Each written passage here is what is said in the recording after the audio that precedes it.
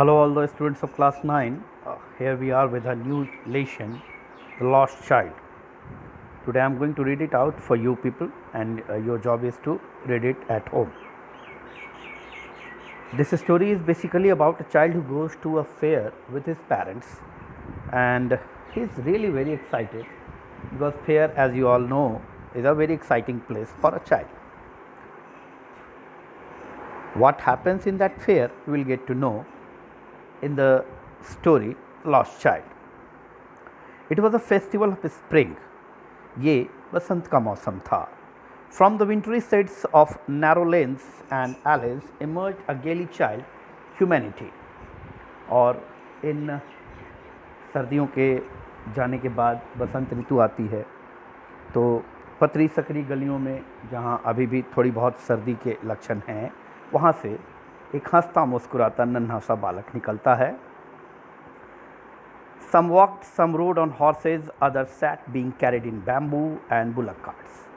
और उस रास्ते पे सभी चल रहे हैं, कुछ पैदल चल रहे हैं, कुछ घोड़े पे बैठे हैं, कोई दूसरों के कंधों पे बैठा है, कोई बांस के डोलियों में जा रहे हैं, कोई बैलगाड़ी में जा रहे हैं. One little boy ran between his father's legs, brimming over with life and laughter. एक नन्हा सा बच्चा जो अपने पिता के कदमों से कदम मिलाकर चल रहा है, वो खुशी से, जीवन से उल्लसित, खुशी से आगे बढ़ रहा है.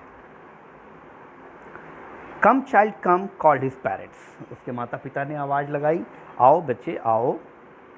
एज ही लैग्ड बिहाइंड, क्योंकि वो थोड़ा पीछे रह गया था. Fascinated by the toys in the shops that line the way, क्योंकि उसका ध्यान उन खिलौनों ने खींच लिया था जो दुकानों में लगी हुई थी. He hurried towards his parents, his feet obedient to their call. वह तेजी से अपने माता पिता की ओर बढ़ा, क्योंकि उसके कदम उनके आदेश पर आगे बढ़ रहे थे. His eyes still lingering on the receding toys. लेकिन उसकी आंखें अब भी गुजरते उन खिलौनों पर लगी थी. As he came to where they had stopped to wait for him, जब वो उस जगह आया जहाँ वो रुककर उसका इंतज़ार कर रहे थे, he could not suppress the desire of his heart, even though he well knew the old cold stare of refusal in their eyes. जब वो उनके पास आया, अपने हृदय के विचारों को व्यक्त करने में वो नहीं रोक सका खुद को, बावजूद इसके कि वो जानता था कि इसके जवाब में उसे इनकार वाली निगाहें ही मिलेंगी.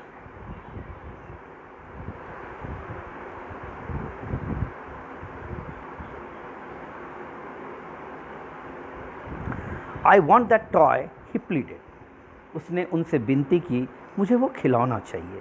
His father looked at him red-eyed in his familiar tyrant ways.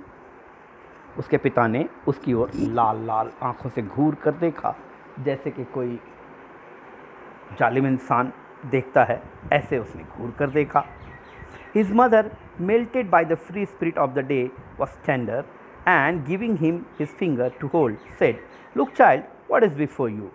उसकी माँ, जो कि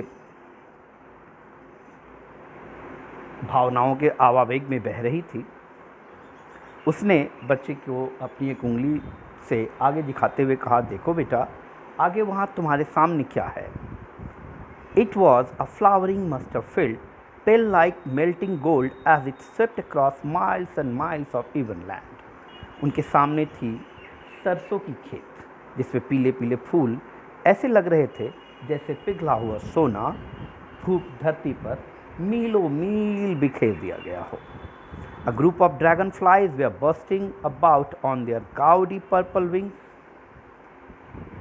Dragonfly एक खास प्रकार की तितली होती है जो कि अपने पर्पल विंग्स यानी अपने बैंगनी पंखों को फैलाकर उड़ रही थी.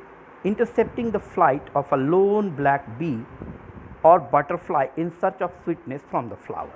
और वो रास्ते में आ रहे थे एक एक लौटे काले मक्खी के, या आप यूँ कहें मधुमक्खी के, जो कि फूलों का रस चूसने आए थे.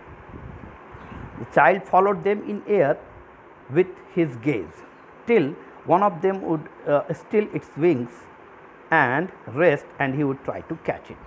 बच्चा उन्हें हवा में ही देखता रहा उस वक्त तक जब तक कि उनमें से एक आराम से बैठ नहीं गया, उसके पंख आराम में नहीं आ गए ताकि वो उन्हें पकड़ सके. But it go fluttering, flapping up into the air when he had almost caught it in his hands. लेकिन जब उसने उन्हें पकड़ने की चेष्टा की, वह उड़ गए अपने पंख हवा में फड़फड़ाते हुए ठीक आखिरी वक्त पर जब उसने उन्हें अपने हाथों में पकड़ ही लिया था लगभग.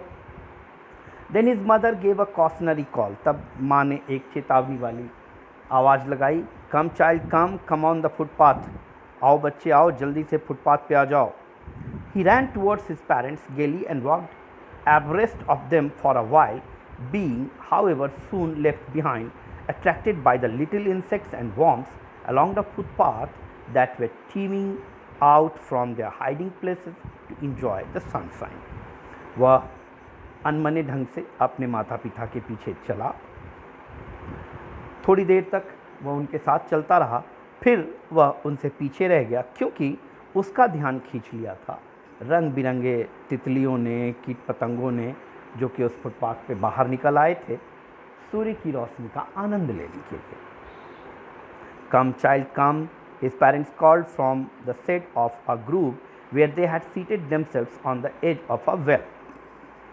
फिर उसके माता पिता ने आवाज़ लगाई, आ जाओ बच्चे आ जाओ, जब वो जाकर एक पेड़ के नीचे कुएं की मुंडेर पर बैठे थे. He ran towards them. वह दौड़कर उनके पास गया. A shower of young flowers fell upon the child as he entered the grove. ताजे फूलों की कुछ पंखुड़ियाँ उस बच्चे पर भी गिरी जब वो अपने उस बगीचे में घुसा. And forgetting his parents, he began to gather the raining petals in his hands. और अपने माता पिता के बारे में भूलकर वह उन फूलों की पंखुड़ियों को इकट्ठा करने लगा जो गिर रहे थे. But lo, he heard the cooing of doves and ran towards his parents. जब वो कबूतरों की गुटरगू सुन रहा था, अपने माता पिता की ओर भागा क्योंकि वो चिल्लाए, द डोव, वो चिल्लाता हुआ भागा, कबूतर कबूतर. The raining petals drop from his forgotten hands. अब फूलों की वो पंखुड़ियाँ जो उसके हाथ में थीं वो उसके भूलवश अब नीचे गिर गई. Come child come, they called the child, who had now gone running in wild capers round the banyan tree, gathering him up like they took the narrow, winding footpath which led to the fair through the mustard field. अब उन्होंने आवाज़ लगाई, आ जाओ बच्चे आ जाओ, जो कि अब बरगद के पेड़ के चारों ओर भाग भाग कर जंगली कीट पतंगों को इकट्ठा कर रहा था जो उस फुटपाथ पर बिखरे थे और जिन रास्तों से होकर उस सरसों के खेत में जाना था.